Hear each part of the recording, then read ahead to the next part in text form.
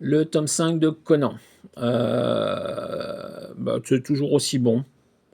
Ce numéro-là est dessiné par Braithwaite. Au niveau du dessin, c'est sympa. Alors, et Danica Brine pour les 2 premiers épisodes aussi. Braithwaite fait les épisodes 3 et 4 de ce numéro-là, donc on est sur les 17, 18, 19 et 20. Alors, là où je vais commencer à avoir un petit souci avec le Conan de Jim Zub, c'est qu'il va nous raconter a priori des cycles d'histoire en 4 numéros, mais il va suivre sur une histoire sur la vie de Conan sans forcément toujours rester au même moment. C'est-à-dire que les 2 premiers épisodes, là on voit Bélite en couverture. Les 2 premiers épisodes se passent quand Conan est en couple avec Bélite et l'histoire s'arrête et reprend dans le 3e épisode. On est quelques temps après, juste après la mort de Bélite.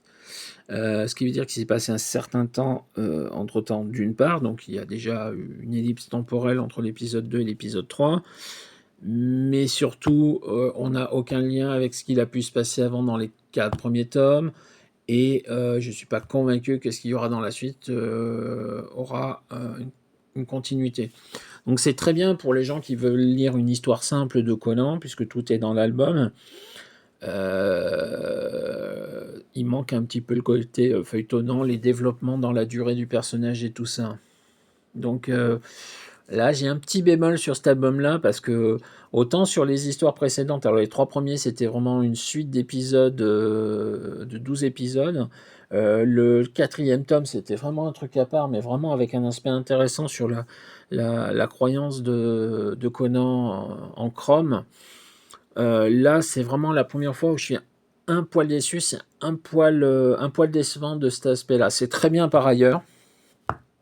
Il n'y a vraiment aucun souci, c'est très bien au niveau de l'histoire, c'est très bien au niveau du dessin. Les histoires sont pile poil dans la ligne de ce que je connais de Conan, mais sont suffisamment intéressantes pour pas que je m'ennuie dedans.